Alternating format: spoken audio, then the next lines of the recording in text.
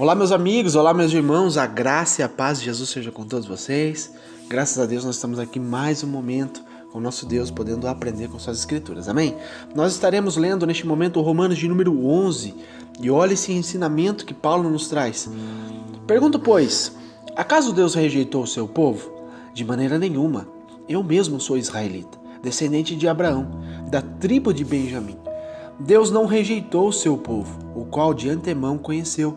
Ou vocês não sabem como Elias clamou a Deus contra Israel, conforme diz a Escritura?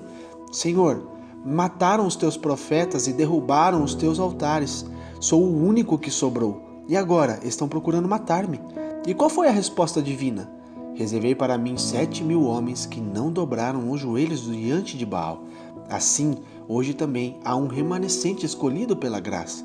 E se é pela graça, já não é mais pelas obras. Se fosse, a graça já não seria graça.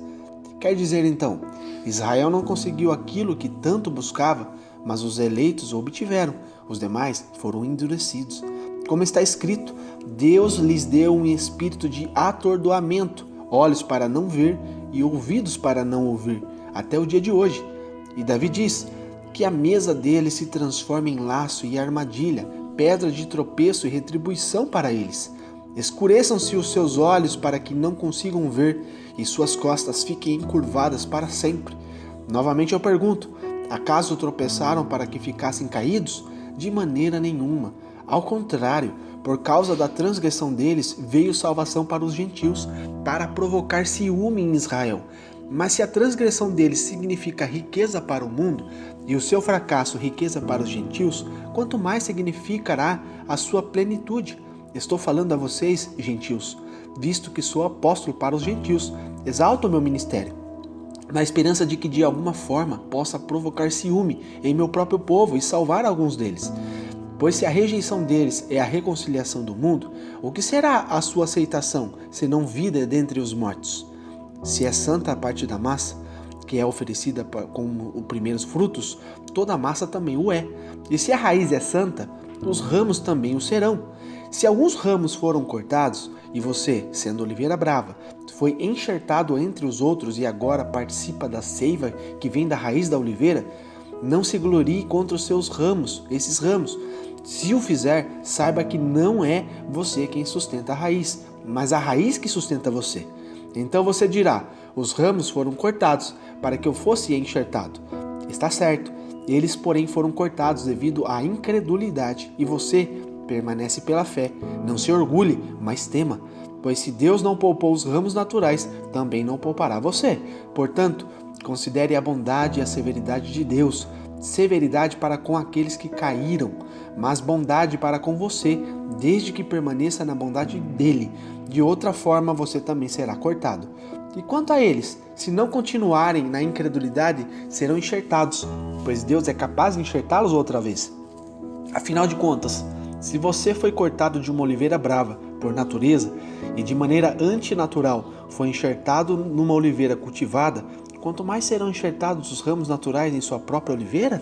Irmãos, não quero que ignorem esse mistério, para que não se tornem presunçosos. Israel experimentou um endurecimento em parte, até que chegasse à plenitude dos gentios, e assim todo Israel será salvo, como está escrito. Virá de Sião um Redentor que desviará de Jacó a impiedade. E esta é a minha aliança com eles, quando eu remover os seus pecados. Quanto ao Evangelho, eles são inimigos por causa de vocês, mas quanto à eleição, são amados por causa dos patriarcas, pois os dons e os chamados de Deus são irrevogáveis.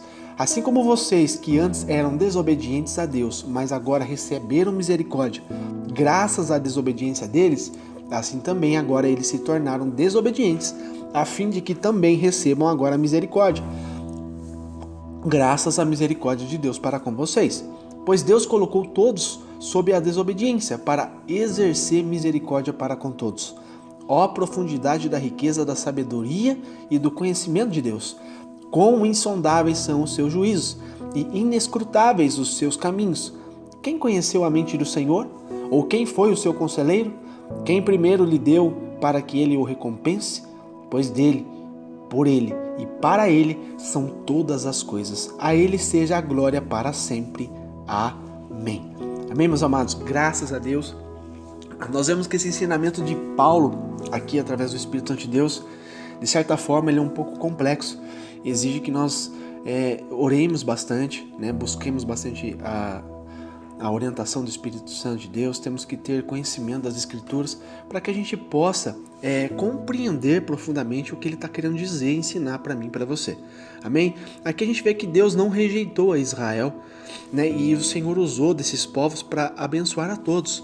Aqui em Romanos 11, meus amados, a gente vê que Paulo, ele tenta explicar como Deus administra agora em Cristo, através de Cristo Jesus, a relação entre os israelitas e os gentios. Os israelitas aqui, meus amados, é o povo escolhido por Deus, é o povo santo do Senhor, são os judeus. E quando o Senhor trouxe a salvação para os israelitas, eles os recusaram, eles negaram. E nisso o Senhor Deus abriu para os gentios e trouxe para os de fora receberem também essa graça. É claramente um texto bastante complexo de entendê-lo, mas a gente vê que em resumo aqui, Paulo mostra que Deus não rejeitou Israel. No entanto, o erro deles é aproveitado por Deus para nos inserir na promessa da videira natural, isto é, Israel. Ele continua aqui, meus amados, e nos adverte a considerar a bondade e a severidade do nosso Deus. Ora, se ele não poupou os ramos naturais, quanto mais a nós que fomos enxertados, adverte o apóstolo Paulo. E a gente vê claramente que ele diz aqui, como está escrito, o próprio Deus, né, permitiu essa incredulidade e desobediência para salvar ambos os povos. Nosso Deus, meus amados, ele tem o controle de todas as coisas. Todas as coisas. Ele diz assim, na esperança de que de alguma forma possa provocar ciúmes em meu próprio povo e salvar alguns deles. Quer dizer, eu sou deste povo, né? Como eles fazem separação, e eu estou pregando para vocês que é um outro povo, ensinando vocês que são outro povo. E eles vão ver eu ensinando vocês, gentios, por causa dessa rincha. E eu espero que através desses ciúmes deles, eles possam dar ouvidos e alguns deles possam ser salvos. Amém? E ele diz aqui que nós temos que considerar a bondade e a severidade de Deus. Severidade para aqueles que caíram. Nós não temos que criticá-los ou julgá-los, mas temos que ter bondade. Bondade, né, com as pessoas, bondade conosco, né, desde que a gente permaneça sempre nessa bondade, nessa misericórdia. Porque Deus fala assim, você quer ter misericórdia? Tenha misericórdia. Porque se a gente não for segundo a vontade de Deus, se nós formos rebeldes, formos desobedientes ou incrédulos pelas coisas que Deus revela, pelas coisas que Deus fala, nós também seremos cortados dessa videira. E a videira é Cristo, meus amados. Nós fomos enxertados, nós somos o povo gentil. Nós somos enxertados nela. Os judeus são os ramos naturais. E Deus não poupou eles, porque eles negaram, eles foram incrédulos, né? Deus não poupou eles. Mas se a gente que somos enxertados tivermos esses tipos de conduta também, de incredulidade, né, de a gente ficar frios, de a gente negar a Deus, de a gente tomar outro rumo na vida, outros caminhos sem ser adorar a Deus e servir a Deus fielmente, nós também temos o risco de sermos cortados. Amém? Então aqui ele está trazendo um ensinamento muito profundo, porque ele fala, afinal de contas, se você foi cortado de uma oliveira brava, por natureza, e de maneira antinatural foi enxertado numa oliveira cultivada, quanto mais serão enxertados os ramos naturais em sua própria oliveira. Há esperança para o povo de Deus, há esperança para os judeus, né? Aqui para os israelitas, que eles possam se voltar novamente, se converter ao Senhor, para que eles voltem para essa raiz, a raiz que é Cristo, que vai nos alimentar e nos trazer vida e vida em abundância. Amém? E ele diz aqui claramente, irmãos, não quero que ignorem esse mistério. Não ignorem, meus amados, isso que vocês estão ouvindo, para que a gente não venha a se tornar o quê? Presunçosos. Então, ele está dizendo claramente, né, que a gente venha cada vez mais ouvir a palavra de Deus, deixar que essa palavra entre em nós e a gente possa começar a ser ministrado pelo Espírito Santo de Deus e venhamos ser cultivados por essa esperança para continuarmos nesse caminho reto, né? Então a gente vê que a gente também não venha também ser presunçoso. Isso também é um perigo, que ele diz. Presunçoso é uma pessoa que tem uma opinião excessivamente boa, sabe, positiva e elevada sobre si mesmo, ou julga melhor do que os demais, né? Esse é o presunçoso. Eu sou muito santo, aquele outro não é não. Eu sei mais do que aquele lá. né? E esse daqui é menor, esse aqui é inferior. Isso daí, meus amados, é um perigo, né? Se a gente se tornar presunçoso, com certeza Deus vai dar um corte na gente. Amém? Então, isso é tudo que Paulo está nos ensinando, né? Através dessa aliança maravilhosa de Jesus Cristo, que ele está trazendo para a nossa salvação. E ele diz que assim todo Israel será salvo, como está escrito: virá de Sião o Redentor, que desviará de Jacó a impiedade. Quem é o Redentor? Jesus Cristo, nosso Senhor e Salvador. Amém? E quanto ao Evangelho, eles são inimigos por causa de vocês, mas quanto à eleição, são amados por causa dos patriarcas. Quer dizer, eles têm uma rincha entre povos aqui, né? Os israelitas e os gentios, eles não se davam bem. Eles tinham um grande problema, de conflitos aqui, né? Mas ele diz assim: quanto ao Evangelho, quanto à pregação, eles são inimigos. Mas quanto à eleição não provém do homem, é de Deus. Deus elege as pessoas. Nós somos amados. Todos nós somos amados por causa dos patriarcas, essa aliança que Deus fez no passado. Pois os dons e os chamados de Deus são irrevogáveis. Irrevogáveis, não volta mais. Então, o que Deus colocou em ti, o seu dom, o teu chamado, o que você tem que desenvolver para fazer na obra do Senhor, não volta atrás. Você pode matar, você pode sufocar e você pode enterrar o seu dom, o seu talento, o seu chamado. Você será culpado disso. Mas é irrevogável, Deus não tira de você. Amém? Isso é para deixar bem claro. Por isso que você vê que muita gente tem dom da palavra, dom do amor, dom do canto. São tantos dons que Deus coloca no homem. Todas as pessoas têm alguma coisa em especial que é dom de Deus. Não é dela, não pertence a ela, pertence a Deus, né? E isso daí é para ser desenvolvido junto com o seu chamado. Para quê? Para operar o ministério aqui nessa terra, para pregar a palavra de Deus, para levar o louvor de Deus, né, adiante. Isso é o chamado de Deus na vida de um homem. E isso é irrevogável, não volta atrás, porque Deus, ele é rei, né? E uma palavra de rei não volta atrás. Então ele está dizendo aqui para que nós não venhamos ser desobedientes, né? A desobediência, meus amados, é crucial, né, para a gente se afastar de Deus. Viver uma vida de desobediência, você não agrada a Deus e você afasta o Espírito Santo de você. Então, que assim como vocês que antes eram desobedientes a Deus, mas agora receberam misericórdia graças à desobediência deles. Então, lá do princípio, por eles serem desobedientes, eles serem incrédulos, o Senhor abriu as portas do reino para nós. E nós obtivemos misericórdia de Deus. E nós entramos pela graça, que é favor imerecido. E agora nós temos a condição de estarmos diante do nosso Deus como filhos de Deus, por causa da desobediência do povo de Deus, dos israelitas. Você está compreendendo? E assim também agora eles se tornaram desobedientes, quer dizer, eles estão sendo desobedientes, a fim de que também recebam agora a misericórdia. Graças à misericórdia de Deus para comigo e para com você.